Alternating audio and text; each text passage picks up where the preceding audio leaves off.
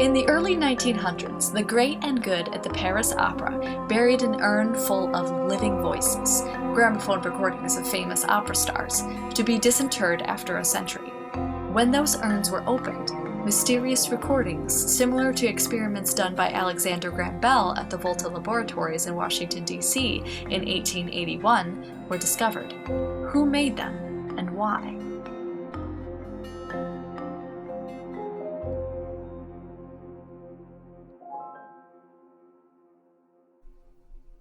Over the months since I first digitized and listened to the two Volta lab-like cylinders left in the urn buried beneath the Paris Opera, I think I've come to a conclusion about who made them and why.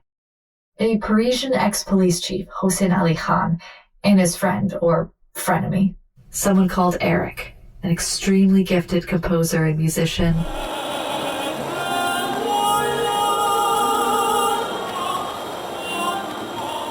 an enthusiast of new technologies such as sound recording, Believe me when I play it back. a paranoid man who wanted to spy on other people in the opera He house, wanted to install recording homes secretly in the Paris Opera, in the manager's office, in the scene shifters area, in the foyer de la danse.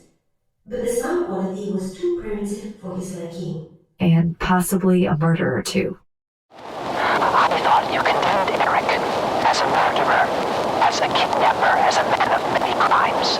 You might be paranoid too, though, if your frenemy kept threatening to bring the law to your sanctuary, and if your legacy was being threatened by mysterious government agencies. What has always puzzled me is the place where the recordings were supposed to have been made, the house beside the lake. Well, now I think I have finally discovered what this is, and solved the mystery behind the mysterious skeleton buried beneath the Palais Garnier. So what should I call you? What about you? You are known as Nemo. Yes. But that is not your name. So, similar to us. Call me Ferret. Et moi, mon handle est www-urbex, donc dit Urbe. He wants to be called Herb. Okay, not a problem. Thank you for agreeing to meet and agreeing to speak. Ce n'est pas le problème. Can you please explain what it is you do? Alors nous sommes des personnes qui font l'urbex. Urbex, from urban exploration. En français, c'est l'exploration urbaine.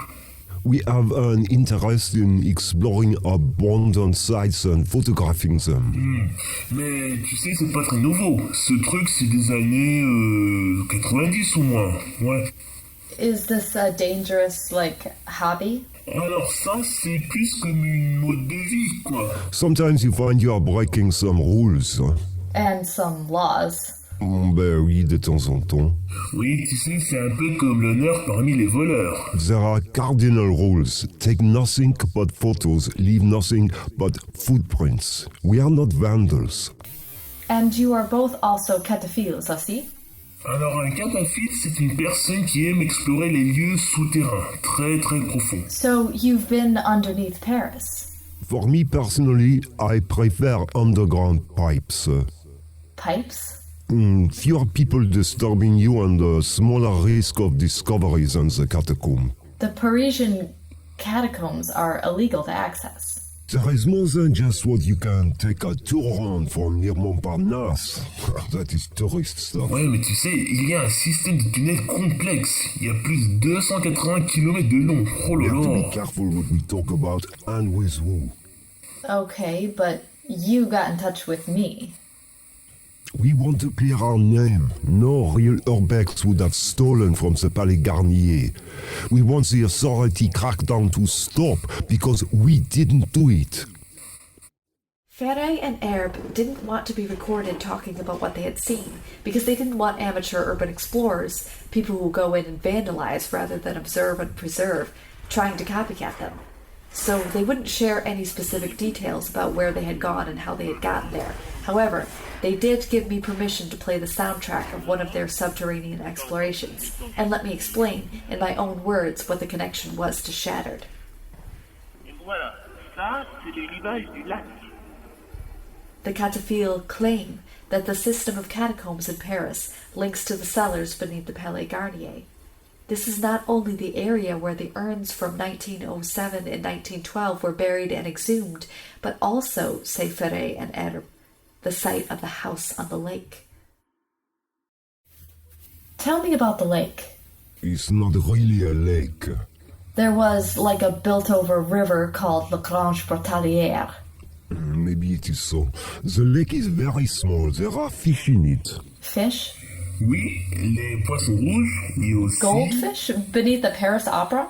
They were introduced by the workers in the 60s. Carp also and Jojo. Who's Jojo? Alors, Jojo, c'est le nom du poisson-chat. But he hasn't been seen in many years. Probably dead. And is it cold down there? 12 degrees. 12 degrees centigrade. That's about 50 degrees Fahrenheit. And what is the house on the lake? Alors ça, c'était une belle petite maison du 19e siècle, je crois, ouais. Et ça, c'est près des cachots de la commune. Okay, so there is only a foundation left, but there was a small and a lovely little house by the lake. Where someone lived? Ben oui, apparemment. Why? Why would someone live under the ground? Bah, c'est la maison du fantôme, où il habite, quoi. Why does a ghost need a house? That is a good question. The ghost was mortal once and had a house. Now he's a skeleton. Attends, il est pire qu'un squelette. C'est vraiment un démon. Or an angel, perhaps.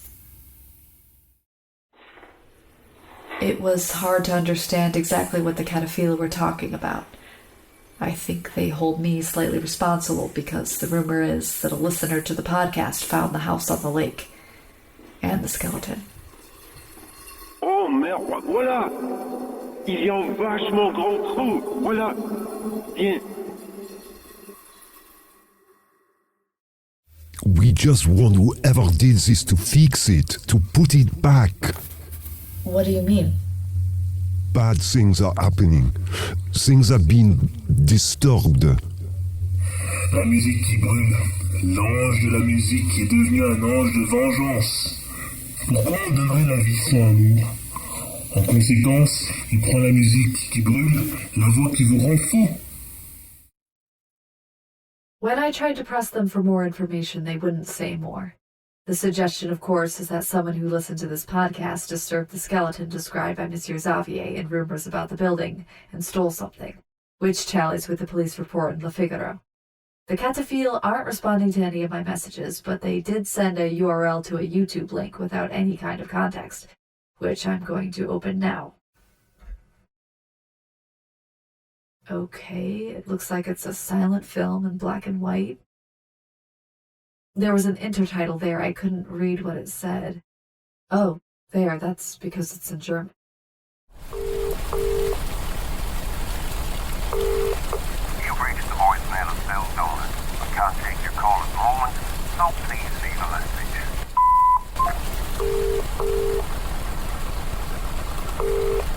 You've reached the voicemail of Phil Dolan. I can't take your call at the moment, so please leave a message. Phil, you are not going to believe this. Have a look at this link on YouTube. I've also taken these screen captures of the intertitles. They're in German, so maybe you know someone who could get them translated? I think it's pretty clear that this is Das Phantom de Oper. The prince exists somewhere. The clip is only 10 minutes long and seems to be from the end of the film. I would love to hear from you. Nemo.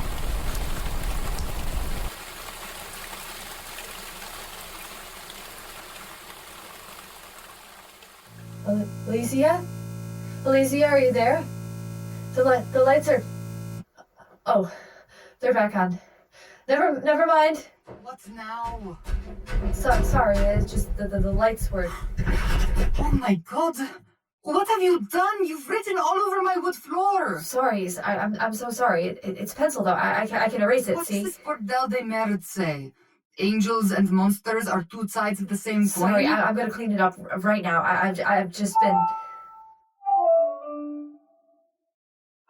If you pick up a call from him, I swear you are going to have to leave. I... No. Even Phil agrees with me.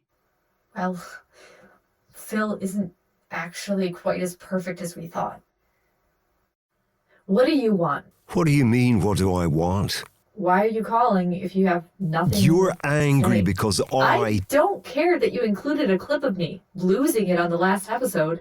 Well, you've recorded enough candid conversations with people who probably didn't want their entire lives spat out to the whole world. It's hardly the whole world, isn't it? The point is, you have problems with violations of people's privacy. It goes too far when you start recording But didn't everything. you watch it? That link was a broken link. It worked fine for me. You But saw what what about you the wanted screen to caps see. I got of the intertitles in German? That could have been anything. What did you say that I You was? said you could hear that a I voice in the see static whatever and I glitch. want to see? Yes, I think you're in denial about your own mental state. My mental state? You've let this podcast take over your life to the point where it's not healthy. Oh, you didn't seem to have any problems with it before. It's been fun and interesting. But given what you've said about your degree and your brother and Joel and this angel of music and shade stuff, maybe you need to go home and maybe take some time away from all of this. Maybe get some help. Funny that you would use the phrase, Phil, you need to take some time away. What do you mean?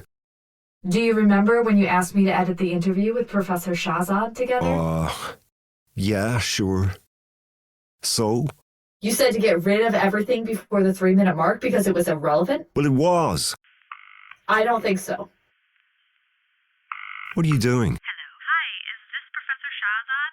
I can't believe this. This has reached a really unhealthy level. I'm going to hang up now. Yes. Who is this? This is an unforgivable violation of privacy. I work on the Shattered podcast with Phil Donen.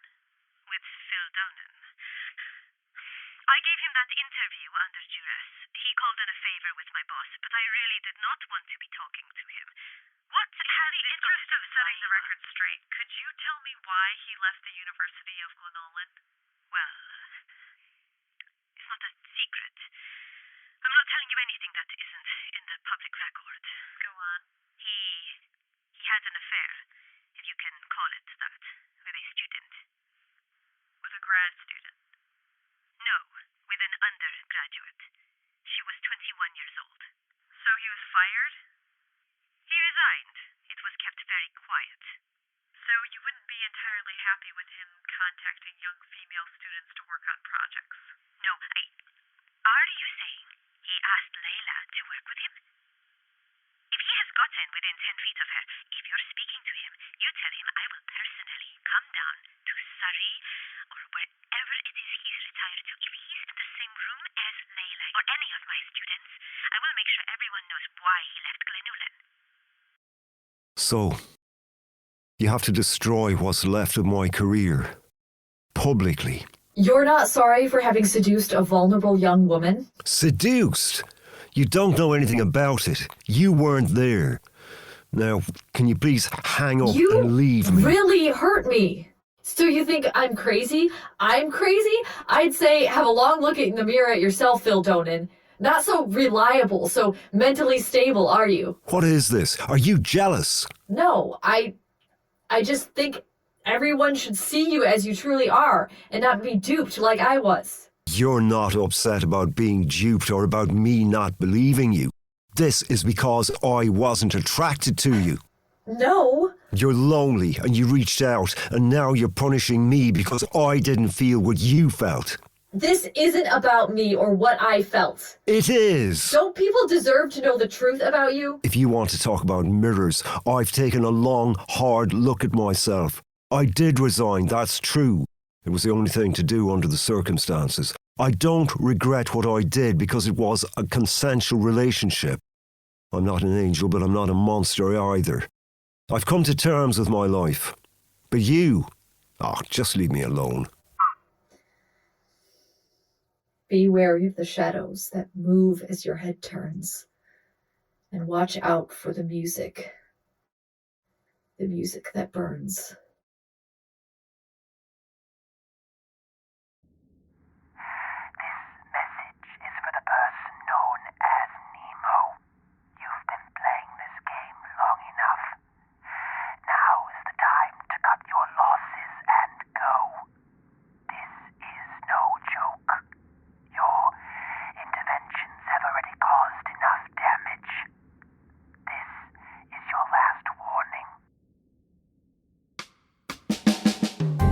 Shattered podcast is hosted by Nemo and Dr. Phil Donan, with theme music by Katie Seaton. It is produced by Leslie McMurtry and is a lesser of Two Weevils production 2022.